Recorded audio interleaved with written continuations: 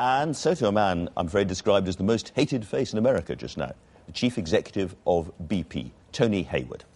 A massively complex engineering operation to cap that gushing well in the Gulf of Mexico is going on right now. Is it working?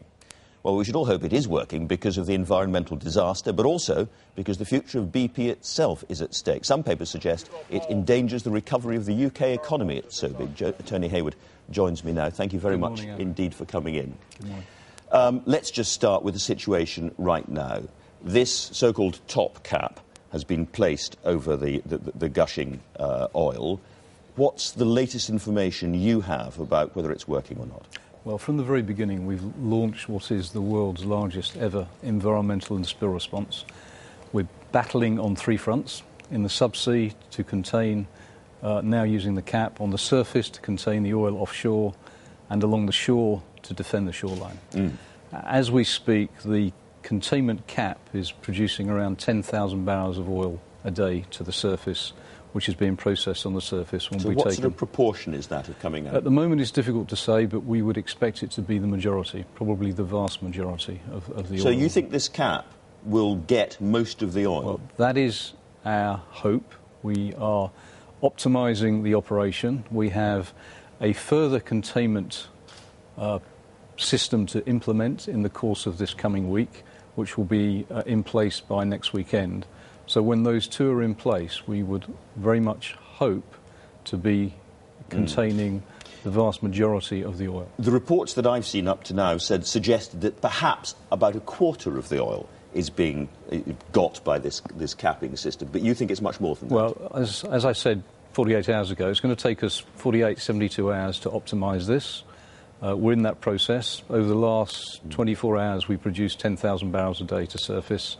The plume is reduced. We have to determine, by how much, and there's more to go. And as I said, there's a second containment system to be introduced next weekend, and by the end of the month, there will be a more permanent containment system in place ahead of the relief wells getting there in August. Well, I was just going to ask about those, because, of course, the danger there is that you have to put these relief wells in right in the middle of the hurricane season.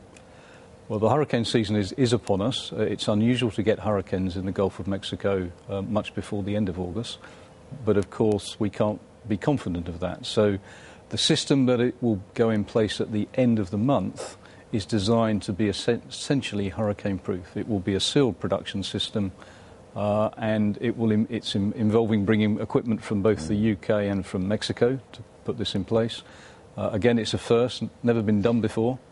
But you've been accused of being over-optimistic. Indeed, you have been over-optimistic before about this. And you've had bad news and bad news and bad news. And that has contributed to your problems in the States and the media. I think there's no doubt that it has been difficult to predict because all of this is a first. Every piece of this implementation is the first time it's been done in 5,000 feet of water, a mile beneath the sea surface. And we have had issues as a consequence of that. You've had a series of disasters as a company. There was the Alaskan one, there was Texas City, where so many people died. Is there something wrong with BP? Certainly half a decade ago, we had a series of incidents. Since I have been in this role, I've made safe, reliable operations our absolute priority. Well, unsuccessfully, it might be said. Well, you would have to say that when you focus so hard on it and something like this happens, it does cause you to wonder what else could have been done. Do you think that the company that you inherited, you took over, had the sufficient engineering and technical skills to do the jobs you've been doing? We have added significantly to the engineering and technical capability of BP over the last 4 or 5 years, very, very significantly. We've recruited thousands of engineers and technicians into the BP ranks, significantly bolstered the systems and processes that we use. And clearly what we're looking at here is evidence that that's not enough, not sufficient. I mean, I just wonder whether, in the world's rush for oil, people are pushing too hard, too deep, to get to those reserves. You're beyond the technical capacity of what can be safely done. I think it's self-evident. When something like this happens, that's, of course, a very valid concern. It's also worth just highlighting the industry has been exploring in the deep water for over 20 years and has not had to contend with an incident of this sort before. It is one of those very low probability occurrences. Now, it's clearly unacceptable that it's occurred. So what has to happen on the part of the industry, and certainly BP, is to move safety standards to a completely different level. This was safety people in the States. This was a 1 in perhaps 100,000 to 1 in a million occurrence if you do the analysis. In this accident, based on what we understand so far, 7 layers of protection were breached. Most importantly, the fail-safe mechanism, the so-called blowout preventer, which is the ultimate safety mechanism of any drilling operation, failed to operate as it should have done. What we need to do is understand that and design and engineer a new system of some kind. A new level of redundancy. 760-something complaints violations were recorded against BP by the health and safety people in the States. That's a heck of a lot.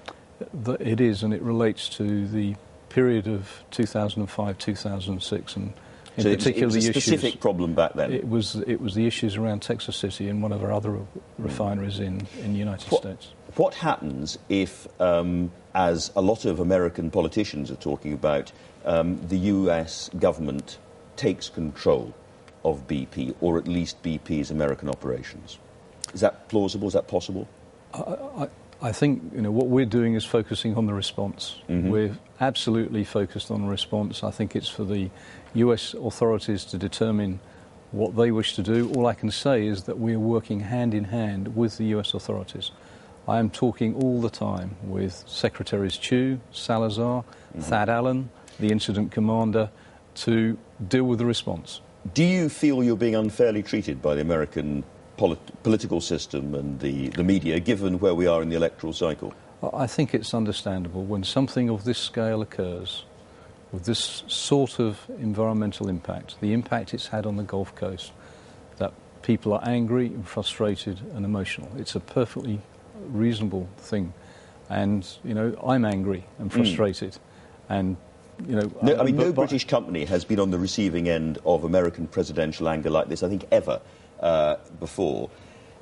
That and the possibility of some political action and criminal action against the company has led people to start to ask whether BP itself is going to survive this.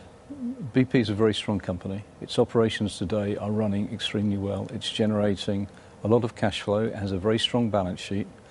Our reputation has been based on thousands of people over a long period of time in BP doing the right thing. And we are doing everything we can to do the right thing. We are going to stop the leak. We're going to clean up the oil. We're going to remediate any environmental damage. And we are going to return the Gulf Coast to the position it was in prior to this event. That's an absolute commitment, and we will be there long after the media has gone, making good on our promises. And once you've done all of that, will you be paying the dividend to your investors? We're going to